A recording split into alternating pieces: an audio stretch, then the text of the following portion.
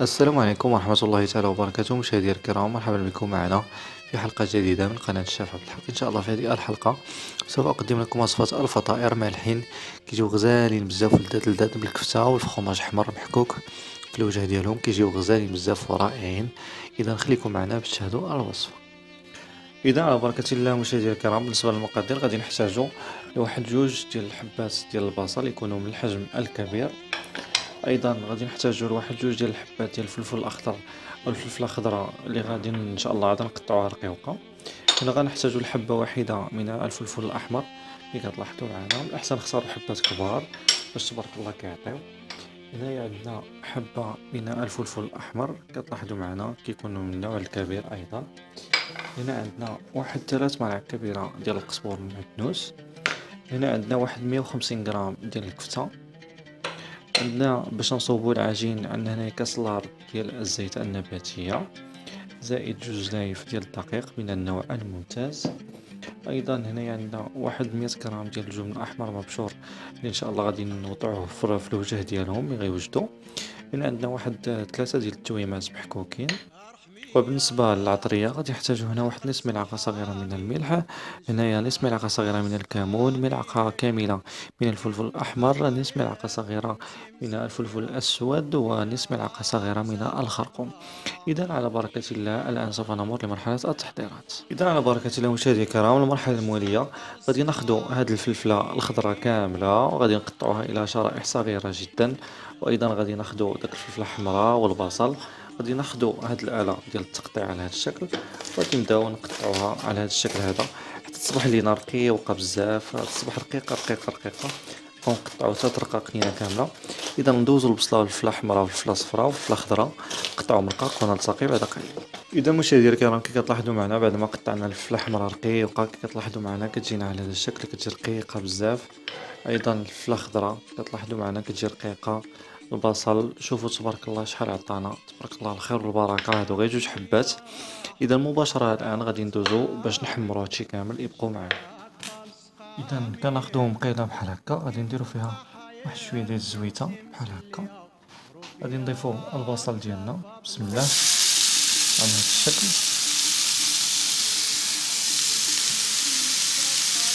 نضيفو الفلفل الأحمر، نضيفو الفلفل الأخضر، ثم غادي نضيفو الفلفل الأصفر، غادي نحركوهم مزيان على هاد الطريقة حتى يندمجو لينا.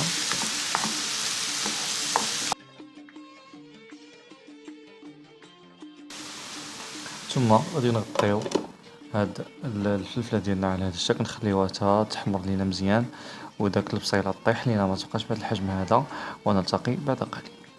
الان مشاهدينا الكرام على ما ننتظروا الفلفلات ديالنا يطيبوا لينا غادي نمروا بتحضير العجين باش نربحوا شويه ديال الوقت. كناخذوا الدقيق ديالنا كنضيفوا له مليحه وزير على هذا الشكل هذا، كنحركوهم مزيان على هذا الشكل ديما النواشف هما الاولى كيتحركوا. ثم غادي نبداو نضيفوا الزيت بحال هكا، حنا كنضيفوا الزيت وحنا كنخلطوا حتى نحركوها مزيان وداك الدقيق يشرب لينا الزويته مزيان. كتلاحظوا معنا على هذا الشكل كتجي غزاله غزاله غزاله بزاف هاد الوصفه هادي، خصوصا سيدنا رمضان راه قرب ان شاء الله. الله يدخلوا علينا وعليكم ان شاء الله بالصحه والسلامه وكل ما تمنيتوا، واللي في خاطرو شي حاجه الله يعطيها ليه يا ربي، والله يخلي لكم وليداتكم وتشوفوهم كيف ما بغيتو. اللي مازال بلا زواج الله يسهل عليه، سواء الاناث الله يسهل عليكم في الزوج الصالح يا ربي، والذكور الله يسهل عليكم الزوجه الصالحه يا ربي، والله يلاقي المرضي. انا ديما كنقول واحد الحاجه، اللي مرضي واللي مرضيه عمرها تخاف عمرو يخاف، لان رضا الوالدين راه هي اللي واقفه معكم. وكي كنقولوا طيبوا للطيبات، يعني اللي طيب وقلبه مزيان راه ربي كيعطي على قد نيته. كتاخد انت انسانه طيبه، وبالنسبه للاناث نتوما كتاخدوا انسان طيب. ف يعني كل نفس راه عندها بحالها يعني ما عندكمش ناش تخافوا، يعني وكلوا امركم الله، دائما ربي راه كيدير لي فيها الخير. سرحت في الهضره عجبني الحال فوالا دونك ساليت الزويته ديالي كي كتلاحظوا معنا كي كتصبح لينا العجينه مرمله بهذه الطريقه. الان غادي نبدا نضيف الماء الدافئ، ما يكونش سخون بزاف غير شويه. نستمر بجمع العجين ديالي مزيان حتى يتجمع ليا ويجيني شاد راسو. اذا باش ما نطولش عليكم غادي نستمر بجمع العجين ونعجنو مزيان على هذا الشكل ونلتقي بعد قليل. اذا المشاهدين الكرام كي كتلاحظوا معنا كنبقاو نجمعوا العجين حتى كيصبح لينا على هذا الشكل. هانتوما لاحظوا معايا كيفاش كيجي شاد راسو. هانتوما ما كيلصق ما والو، كيجي بحال مشفج واحد شويه. يعني هذا هو العجين اللي حنايا على الغرض به. جميل جدا. الان غادي نخليو العجين ونمشيو نطلعوا على الفلفله نشوفها فين وصلت. اذا كيف كتلاحظوا معنا مشاهدينا الكرام بعد ما كتحمروا لينا الفلافل ديالنا كيف كتلاحظوا معنا كيصبحوا لينا على هذا الشكل، كتحمروا لينا مزيان حتى كيهبطوا لينا. دابا غادي ناخذوا الكفته وغنضيفوها. اذا كناخذوا الكفته ديالنا كنضيفوها على هذا الشكل باش طيب لينا، ثم كنضيفوا عليها التوابل كاملين وكنضيفوا التويمات ديالنا على هذا الشكل هذا. ثم سوف نبدأ بتحريك كل العناصر مع بعض على هذا الشكل حتى يندمجوا ليا جيدا. والنيت على ما طيب لينا الكفتة راه دغيا كطيب.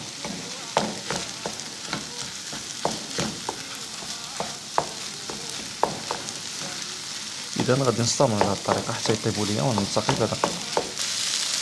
اذا مشاهدينا الكرام كي كتلاحظوا معنا الان بعد ما كطيب لينا الكفته كتلاحظوا معنا على هذا الشكل كتجي طايبه مزيان، كتجي غزاله بزاف. كتلاحظوا معنا الان في هذه المرحله غنضيفوا القزبر المدموس على هذا الشكل. ديما خليو القزبر المدموس او القزبر والبقدونس هما التوالى. وسوف نبدا بتحريكهم جيدا على هذا الشكل هذا حتى يندمجوا بينا مع العناصر كلهم. يجي فن بزاف. فوالا في نفس الوقت غادي نطفيو على النار ونكملو بالتحريك ديالو على هذا الشكل هذا. الان الخلطه ديالنا هي واجده كي كتلاحظوا معنا. الان غادي نشد عليها على هذا الشكل هذا وغادي نخليهم ونمشيو نمروا باش نحضروا العجين يبقوا معنا. اذا مشاهدينا الكرام كي كتلاحظوا معنا الان غادي نمروا لتحضير العجين ديالنا. كناخذوا واحد الزليفه كنديروا فيها واحد شويه ديال الزويته. بسم الله نكبوها على اليديده ديالنا على هذا الشكل. يا بسم الله على بركه الله. ندهنوا يدينا مزيان ونبداو باش ندهنوا العجين ديالنا بالزويته هكا مزيان حتى تزيد لينا كليا. او ميم طون كنخدموها كتلاحظوا معنا كنخدم هكا كنرجع اللور بحال هكا باش كتخدم مزيان كلها كدوز على الزيت. غادي نزيد واحد شويه بحال هكا. ضروري في هذه المرحله ديال الزويته بحال هكا باش كتزيد لي كامله. مهم هذه المرحله مشاهدينا الكرام. تخي بيان كنظن بركه. كي كتلاحظوا معنا كيفاش كتخدم كتجينا على هذا الشكل. نديرو حساب كره كبيره.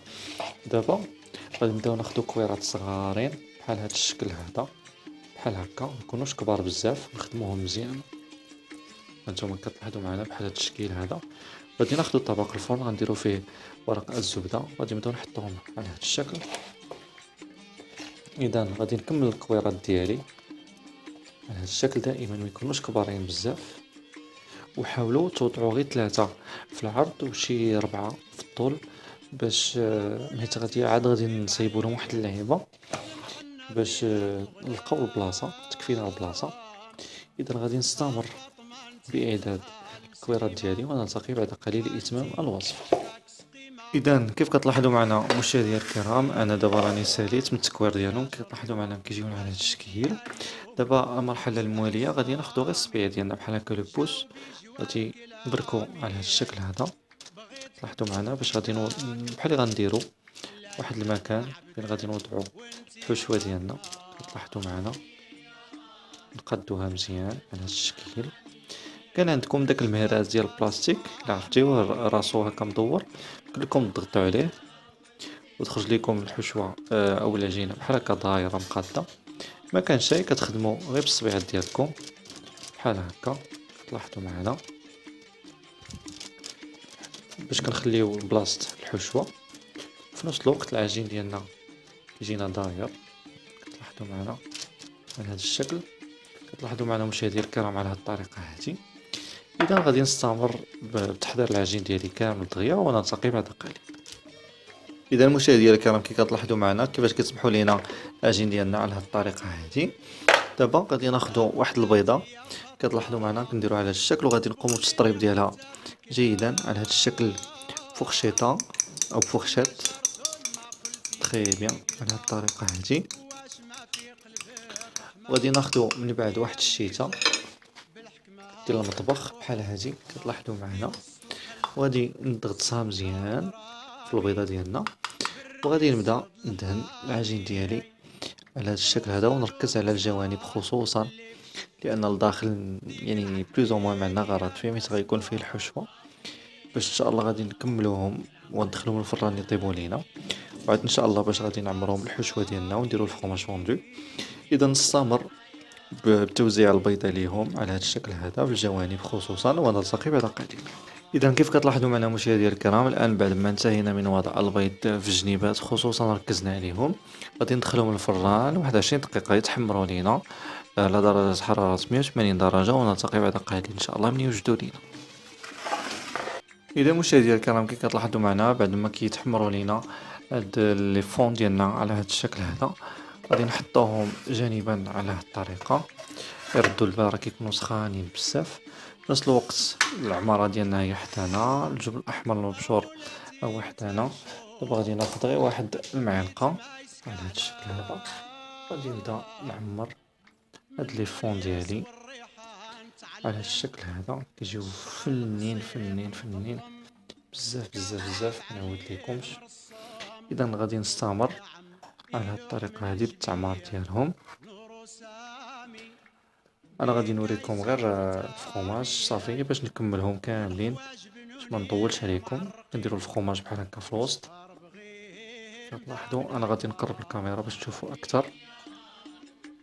فوالا على هاد الطريقه كيجيو فنين في رمضان في طاوله الافطار. هانتوما انا نقرب الكاميرا، فوالا كنتمنى يكونوا كيبانوا مزيان بالشكل هذا. فوالا تري بيان. دونك دابا غادي نكمل غير هادوك اللي بقاو ليا وغادي ندخلهم للفران. اذا كيف كتلاحظوا معنا مشاهدينا الكرام، الان راني ساليت بالتعمار ديالهم بالحشوه والفرomاج فوندو كتلاحظوا معنا في الوجه. دابا ندخلهم للفران لدرجه حراره 170 درجه لواحد 10 دقائق يذوب لينا الفرomاج، ونلتقي بعد قليل. اذا مشاهدينا الكرام كي كتلاحظوا معنا بعد ما كنخرجوهم من الفرن كي كتلاحظوا معنا الجبن الاحمر كيذوب عليهم، كيجيو فنين على هاد الطريقه هذه، كيجيو كيحمقوا ولذاذ لذاذ بزاف. ما نعاود لكمش واحد الدرجه ما تصورش. قبيله دقت وحيده راه فنين فنين ومقرمشين ورائعين جدا والله العظيم، زعما ضروري تجربوهم. وبالنسبه للحشوه راه الصراحه شاطت ليا، وراني خبعتها في واحد لابواط بحال دابا نتوما ملي تكونوا في رمضان وجدوا واحد شويه اليوم وخبعوا الحشوه في الثلاجه، ان شاء الله غد ليه قبل المغرب وجدوا العجينه دغيا دغيا ودخلوها للفران وعمروها. وهي عندكم المالح مع الحريره والشباكيه والعصير، الله يجعل البركه والفطور داز. تفرغوا للعباده ان شاء الله، والصلاه هي اهم حاجه في شهر رمضان ان شاء الله. فالله يدخل علينا وعليكم بالصحه والسلامه والعافيه ان شاء الله باش ما نويتيو. شكرا كثيرا على المشاهده، وما تنسوش تضغطوا على الزر الاحمر الموجود اسفل الفيديو باش تشتركوا معنا في القناه مجانا. مرحبا بكم والى الحلقه المقبله ان شاء الله. السلام عليكم ورحمه الله تعالى وبركاته.